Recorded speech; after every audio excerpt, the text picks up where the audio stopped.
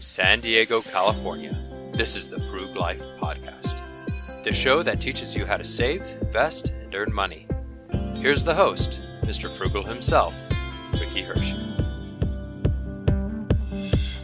Welcome to the Frug Life. Today's episode is on high pressure sales. So saving money, earning money, investing money, these are all good things. And not losing all your money is a good thing too. And I guess here I'm talking a little bit more than just an impulse buying decision. I'm saying don't get scammed. Don't get pressured into buying something in a split-second decision. So let me explain a little what I mean by that. So somewhat recently, someone came to my house to give me a quote on landscaping. And I guess what happened is this person came to my house, my wife answered the door, and she said, to come back later? Or they set up a time to come back later? And anyways, some guy came, looked at the property, and he saw this crack in the stucco, and then he looked all around the house, and then he came inside with this big bag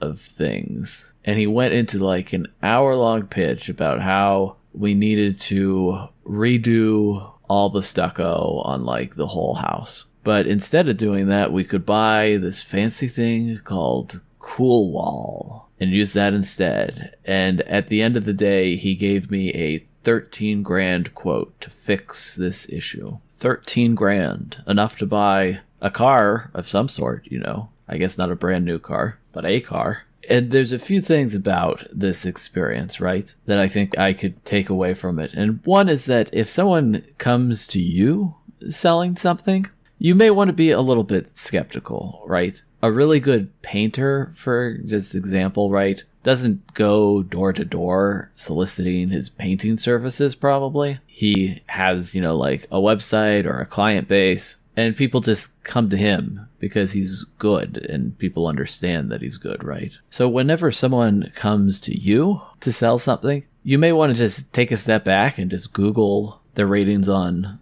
Yelp or Google, because in this case, the guy's business had very bad ratings. He also started his quote at $20,000, which I thought was ridiculous. He lowered it to $16,000 and then lowered it to $13,000. So he did it step by step, trying to put pressure on, because there's a contingency, right? If I wanted that $13,000 price, that's, 40% off or whatever it was, I had to do it right there and right then and agree to it right then, which should jump out to you as a red flag, right? If someone gives you a quote and that quote is only good for that particular instant, especially if they came to you unsolicited, I mean, that's kind of, I don't know. I don't think that's how you should do business, right? You should be able to research alternatives. Take a second and think about what you want to do. And of course, the reason they do that is because the second you do some research, and Google their business and see the bad reviews,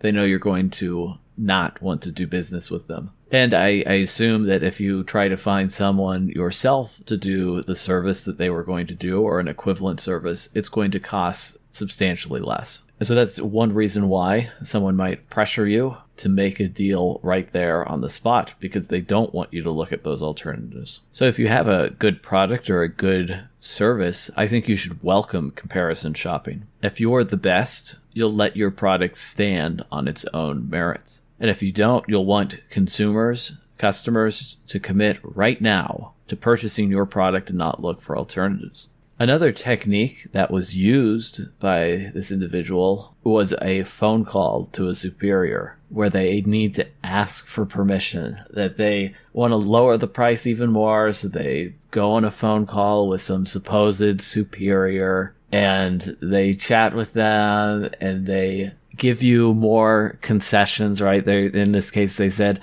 "Oh, we're going to put more coolwall. We're going to do even more things than we initially quoted you for free." Well, I shouldn't say for free, for no additional charge. And we're going to bring the price down. And they're just trying to entice you in that moment. And they try to convince you that you're getting such a good deal that he had to ask his superior for permission. And this is a classic technique with selling cars at a dealership, right? This offer is so good, I just need my manager to approve it. Which dealerships are often kind of scammy, right? You know, my last time going to a dealership, of course, I did my homework in advance. I came with a quote online. And so when I went to the dealership, they wanted to, this was all before COVID. And so when I went to the dealership, I drove the car around and sat down to talk about the price. And he gave me a price like $1,000, $2,000 above sticker price, which is not a good deal. You don't want to pay sticker price. You definitely don't want to pay above sticker price for a car. Now, of course, it depends on supply and demand of vehicles, but as a rule of thumb, that's not what you want to do.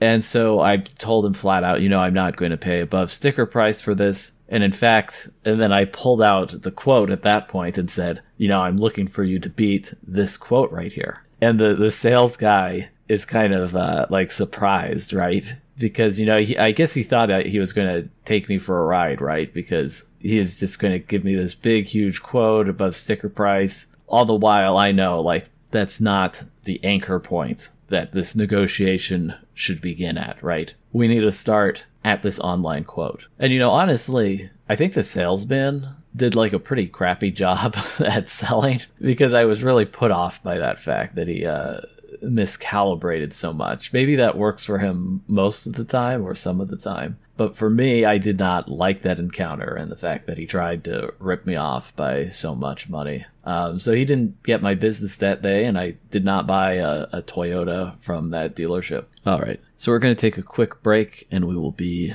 right back.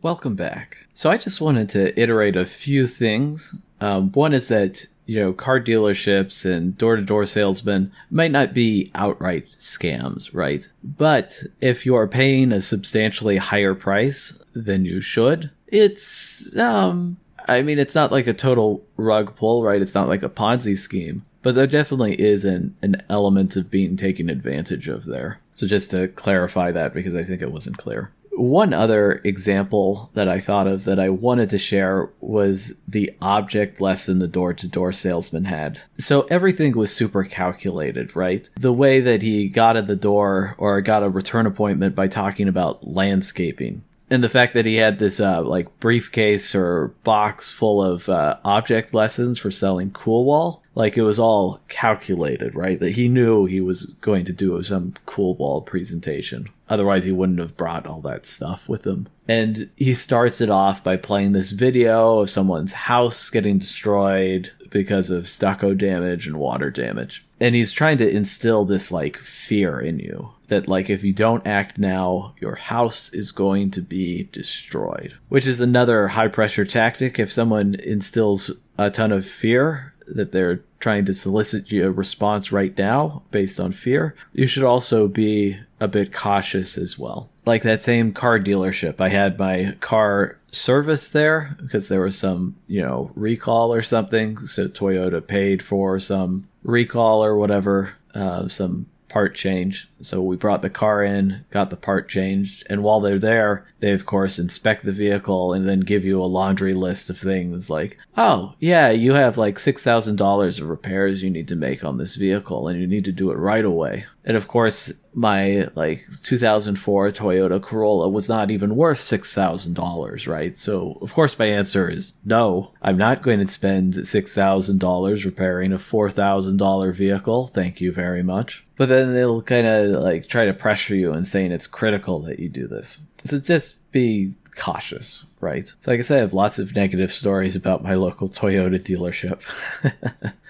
But I think it's not unique to Toyota or that particular dealership. I think that's just the car dealership industry. Anyways, this door-to-door salesman, getting back to that, pulled out this, I don't know how to describe it, a box, a see-through box that on one side apparently had coolwall, and he's showing how he dumps water into the box and that it doesn't leak. I guess he's just showing that it's waterproof on one side but still breathable on the other, and has this whole object lesson planned out, right? Just trying to convince you there on the spot. It's good. And I don't know, live demos are rarely a good demonstration of how a product actually works, right? We've all seen the late night infomercials that demo the product in a way that's super favorable to them, and we've all, or maybe you have, they used to do this kind of thing at like the fairgrounds too. They'd have people selling stuff and showing these outlandish